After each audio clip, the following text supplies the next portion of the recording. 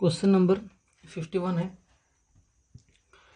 For a first order reaction A gives products, the rate of reaction at concentration of A equal to 0.2 m is 1 into 10 to the power minus 2 mole per liter per minute. The half-life period for the reaction is।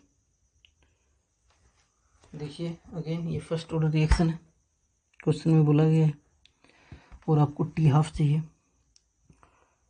आपको यहाँ से क्या चाहिए, T half चाहिए। देखिए T half चाहिए। देखिए T half का वैल्यू क्या होता है, 0.693 1/k, ये होता है टी हाफ।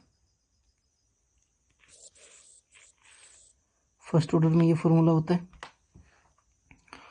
और फर्स्ट ऑर्डर के लिए रेट ऑफ रिएक्शन आप क्या लिख सकते हो, आर इक्वल टू के कंसंट्रेशन का पावर 1, यानी ये यहाँ पे क्या है, ए है, ए का पावर 1। ठीक, हमें टी हाफ चाहिए, उसके लिए सबसे पहले हमें के चाहिए, के हमें ये वाला इक्वेशन से मिल जाएगा। और इस जो निकल के आएगा वैल्यू, इसको इसमें पुट करेंगे जिससे हमको ये टी हाफ मिल जाएगा। ठीक ना,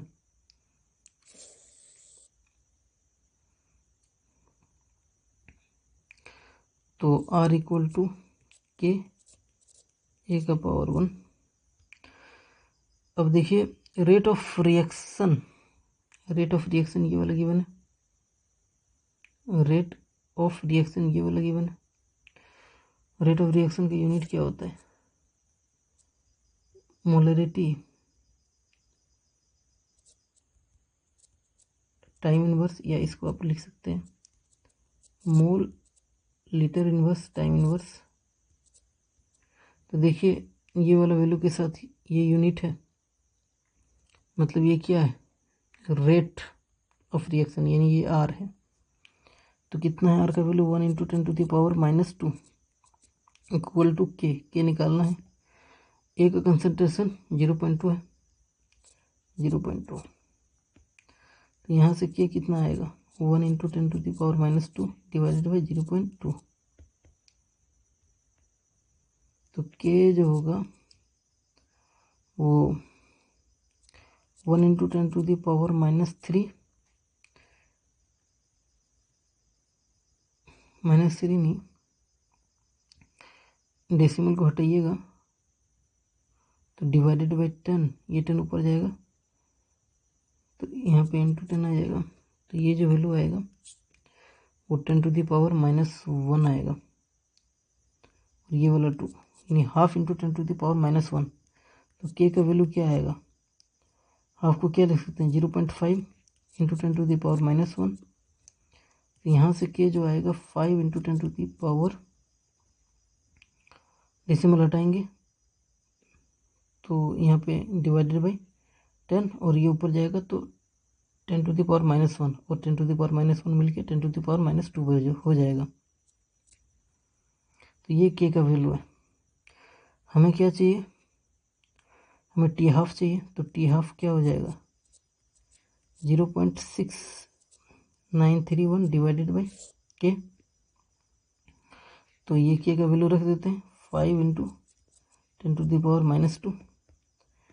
देखिए 10 टू द पावर माइनस 2 ऊपर जाएगा तो 10 टू द पावर 2 हो जाएगा, यानी 100 हो जाएगा मल्टीप्लिकेशन में। इससे 100 मल्टीप्लाई कर दीजिए, 0.693 1 इंटू 100 डिवाइडेड बाई 5। तो ये क्या हो जाएगा, 69.31 डिवाइडेड बाई 5, ये टी हाफ हो जाएगा। अब देखिए ये जो वैल्यू है इसे हम, चूँकि ये 59 है तो इसे लगभग लगभग हम 70 मान लेते हैं। 70/5।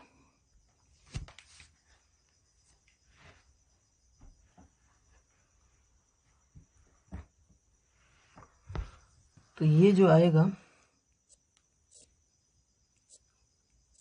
14 मिनट।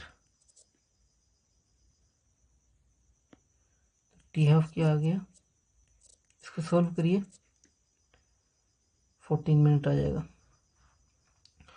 चूँकि इसको हमने थोड़ा सा ज़्यादा मान लिया तो आंसर ज़्यादा आ गया।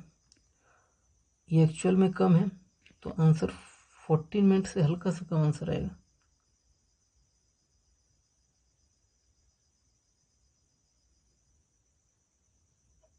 देखिए क्वेश्चन में भी अप्रोक्स मान के आंसर है तो 51 का 4 सही होगा।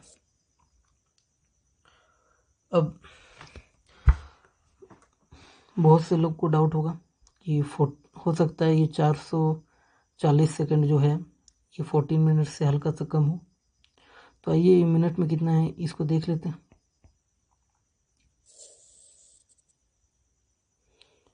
1 मिनट में आपका जो होता है वो 60 सेकंड होता है। तो 1 सेकंड में 1/60 मिनट होगा।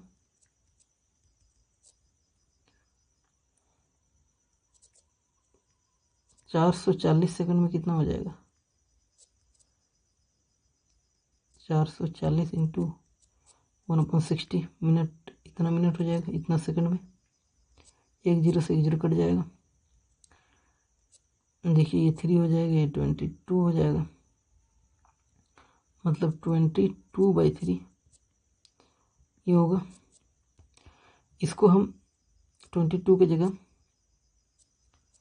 21 मान लेते हैं ताकि कैलकुलेशन इजी हो। 21/3 तो ये क्या आ रहा है, अप्रोक्स 7 मिनट आ रहा है, 44 सेकंड।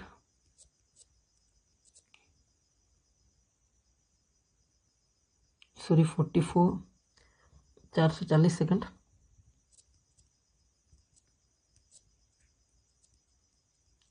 यानी 440 सेकंड का जो वैल्यू है वो लगभग लगभग 7 मिनट के बराबर है।